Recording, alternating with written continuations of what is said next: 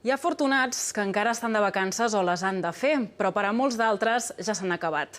Demà dilluns serà un dia de tornada a la feina. Avui els expliquem algunes tècniques per superar el trastorn postvacances. Alguns hauran donat la volta al món i no en tindran prou. Després de les vacances, incorporar-se a la feina pot ser feixuc.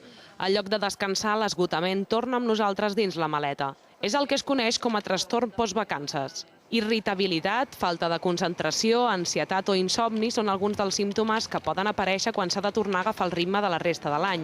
És habitual, ja és com el de sempre, saps? Com els dels dilluns, però així és a l'oest, ja.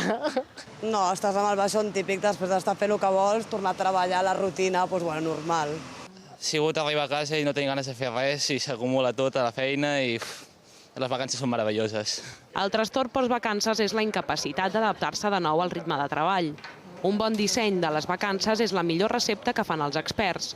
Un període de descans més curt i repartit durant tot l'any. Perquè molt sovint les vacances són d'un mes de durada i és un temps molt llarg en el qual s'han de deixar de fer aquestes coses i possiblement no s'ha tingut una activitat alternativa en condicions que ens permeti enganxar-nos amb facilitat. I si de les vacances no tornes en bones condicions, fer un altre nou esforç per adaptar-te al ritme i el fet que costi provoca una sintomatologia que pot ser similar, que es pot assemblar, però que en cap cas és una depressió. Acabar les vacances amb mentalitat positiva, planificar els viatges per descansar en lloc d'estressar-nos, el retorn progressiu a la feina i reservar-se un dia de descans per situar-se abans de tornar-hi evitarà un trastorn postvacances. Ara, però, els més petits són els que s'han d'anar preparant per tornar a l'aula.